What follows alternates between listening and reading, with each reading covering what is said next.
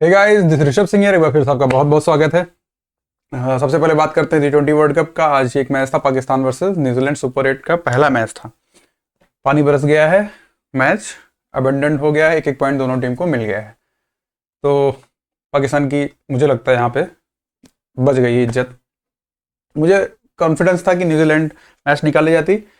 हालांकि इस बार पाकिस्तान ने पहली बैटिंग चूज की थी टॉस जीतकर, लेकिन क्योंकि पानी बरसा था, अगर मैच स्टार्ट भी होता तो बॉल और ज़्यादा परेशान करती। तुरंत तुरंत में हमने ऐसा अक्सर देखा है कि बारिश के बाद जब तुरंत मैच स्टार्ट होता है तो जब टीम बैटिंग कर रही थी उसको थोड़ी सी प्रॉब्लम हो जाती है। इंडिया न्यूजीलैंड सेमीफाइनल में भी यही हुआ था इंडिया को। जब पहले दिन मैच पूरा हो नहीं पाया था, अगले दिन जब हो रहा था तो भी बारिश हो रही थी। उसके बाद इंडिया ने काफ़ी कम रन बनाए थे। तो अबंडेंट हो गया है मैच, एक एक पॉइंट दोनों को मिल गया है। कोई रिजर्व डे नहीं रहता है नॉकआउट मैचेस में। है शायद रिजर्व डे, अगर बारिश हुई तो उनके लिए एक रिजर्व डे रहेगा कि अगले दिन मैच होगा। और कल बढ़िया मैच होने वाले हैं दो। एक सबसे पहले होगा 3 बजे इंग्लैंड वर्सेस श्रीलंका। श्रीलंका में होगा, मेरे हिसाब से श्रीलंका फेवरेट रहेगी, और क्योंकि उनके लिए होम एडवांटेज है वहाँ पर। और काफ़ी अच्छा क्रिकेट खेला श्रीलंका ने इस सीरीज में, इस टूर्नामेंट में। और इंग्लैंड की हालत काफ़ी अच्छी नहीं रहती है जहाँ पे टर्न हो रहा हो। अगर टर्निंग ट्रैक रहता है तो इंग्लैंड थोड़ा सा उनको दिक्कत होती है। फिर दूसरा मैच है India versus south Africa, Ahmedabad से नरेंद्र मोदी स्टेडियम में। इंडिया को थोड़ा सा फ्लो में आना पड़ेगा। इंडिया ने मैचेस जीते हैं, काफ़ी अच्छे तरीके से जीते हैं, लेकिन वो फ्लो इंडिया का अभी तक नहीं दिखा है। लेकिन अफ्रीका के सामने आपको अपना 100% देना पड़ेगा। अफ्रीका क्योंकि काफ़ी अच्छा खेल रही है और सारे बैट्समैन उनके बॉलर्स फॉर्म में हैं। फील्डिंग में अफ्रीका का कोई जवाब ही नहीं रहता है। इंडिया को थोड़ा सा फील्डिंग में भी कुछ प्लेयर्स हैं जिनको थोड़ा सा ध्यान देना पड़ेगा, उनको छुपाना पड़ता है, फील्ड पे दिखता है। बाकी अच्छा मैच होगा, देखते हैं कल, वेट करते हैं कल का। कुछ खबरें मित्रों आ रही हैं कि नंबर 3 पे तिलक वर्मा की प्लेस लेके कुछ बातचीत चल रही थी सोशल मीडिया पे। तो सूर्य कुमार ने क्लियर किया है कि नहीं, वो खेलेंगे। मुझे लगता है खेलना भी चाहिए। ऐसे आप छोटी छोटी बातों को लेकर प्लेयर को हटा दोगे तो पहली बात तो मनोबल गिरता है, दूसरी बात अभी इसके पहले ही तिलक वर्मा ने एक फाइनल आपको जिता के दिया है। और किसको लेंगे उनको निकाल? संजू सैमसन को लेंगे उनकी जगह पे। संजू सैमसन ओपनिंग में एक ऑप्शन है, लेकिन 3 नंबर पे मुझे लगता है अभी भी तिलक वर्मा ही ज़्यादा सुटेबल है। और कुछ लोग अभिषेक शर्मा को काफ़ी भला बुरा कह दिए हैं सोशल मीडिया पे। खासकर उनकी बहन को टारगेट किया जा रहा है कि उनकी वजह से अभिषेक का फॉर्म नहीं है इस समय, क्योंकि वो मैच देखने चली जाती हैं हर जगह और फोटोज वगैरह क्लिक करना, रील बनाना। तो मित्रों, अब समय आ गया है कि हमको इन सब चीज़ों से आगे बढ़ जाना चाहिए। हर बात पर कोई प्लेयर अगर परफॉर्म नहीं कर रहा है तो उसकी फीमेल फ्रेंड हो या सिस्टर हो, कोई भी हो, गर्लफ्रेंड हो, तो उसको टारगेट करने का ये जो हमारा एक बहुत दोयम दर्जे का जो चरित्र है उसको थोड़ा सा आप छोड़ना चाहिए। क्योंकि प्लेयर है भाई, मैच चल रहा है। सचिन टोटल 34 डक्स हैं सचिन के जीवन में। अब सचिन से बड़ा प्लेयर तो अभी क्रिकेट में नहीं हुआ है ना। तो जब सचिन भी 0 पे इतनी बार आउट हो चुके हैं, इससे पता चलता है कि प्लेयर्स का बैड फेज आता है और मैचेस की बात होती है। हो गया भाई, इतना मैचेस जिताया है, बहुत दिन बाद ऐसा प्लेयर आया है कि जो क्राउड खींचता है।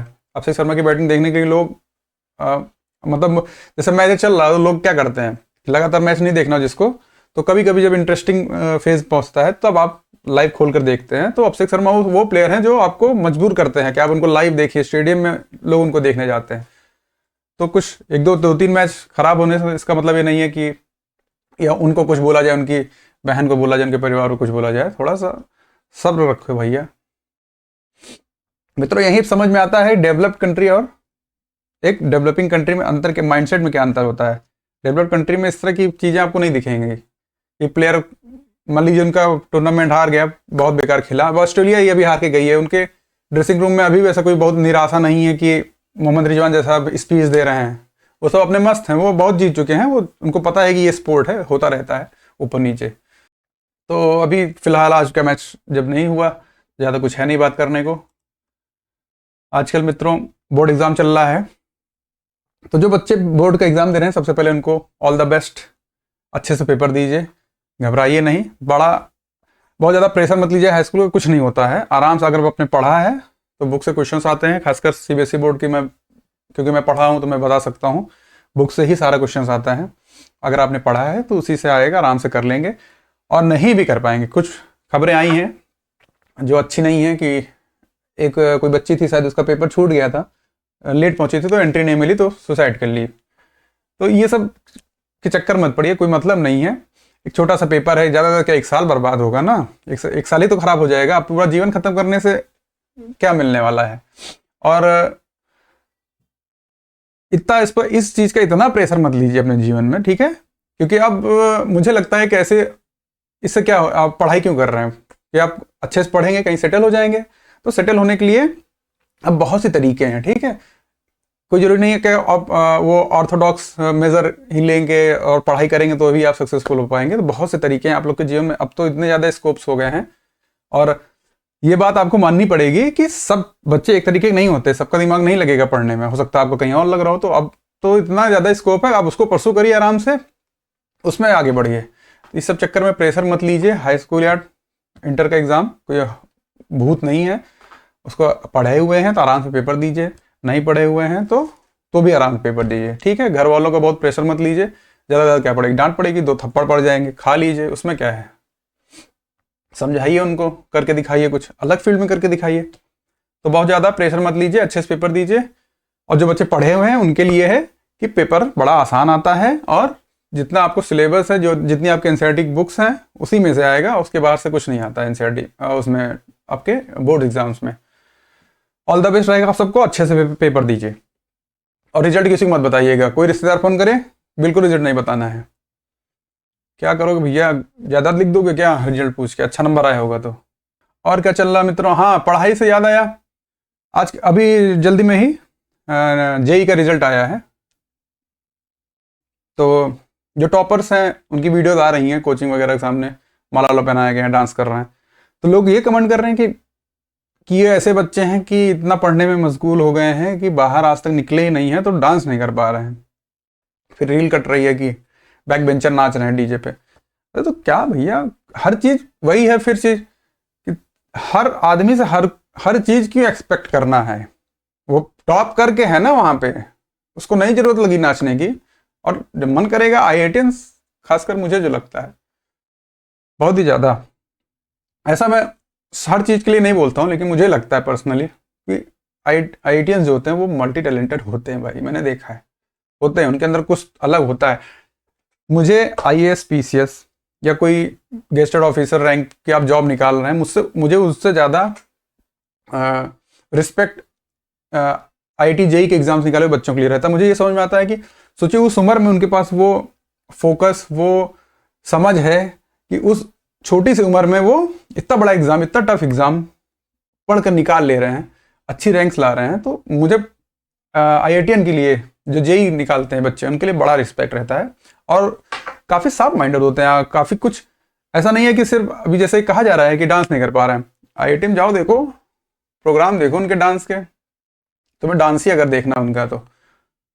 और डांस हो गया, क्या नहीं होता आईआईटी कॉलेज में, हर फील्ड में आपको आईआईटियंस मिलेंगे, हर फील्ड में। मैं सिर्फ पढ़ाई की बात नहीं कर रहा हूँ, जो भी तुम सोचो। तो मित्रों, इस सब चीज़ से हमको बचना चाहिए, हर चीज़ पे कमेंट करने से थोड़ा सा बचना चाहिए।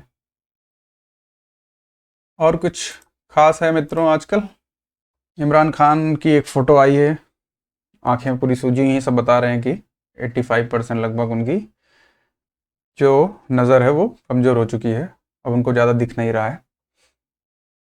सब बड़ा मायूस है। ठीक है, एक प्रधानमंत्री के साथ ऐसा नहीं होना चाहिए। आप कप्तान भी रह चुके हैं क्रिकेट टीम के, इतने सक्सेसफुल, लेकिन भैया सब कर्मों का फल है, कर्मों का फल। थोड़ा पढ़िएगा इमरान खान के बारे में। उनकी एक बेटी है जिसको आज तक उन्होंने कभी अपनाया नहीं, बाकी डीएनए टेस्ट वगैरह सब हो चुके हैं, लंदन का केस है। उनकी एक बेटी थी ऐसी लड़की के साथ जिससे उन्होंने शादी नहीं की हुई थी। तो मित्रों, बहुत कुछ आज है नहीं, तो इसको यहीं तक रखते हैं, फिर मिलते हैं अगली वीडियो में। लाइक करिए, सब्सक्राइब करिए, शेयर करिए और कमेंट करिए, कुछ बातचीत करनी हो जिस टॉपिक पे, उस पर बात किया जाएगा। अपना ख्याल रखिए, अपनों का ख्याल रखिए, फिर मिलते हैं। आपका दिन शुभ हो।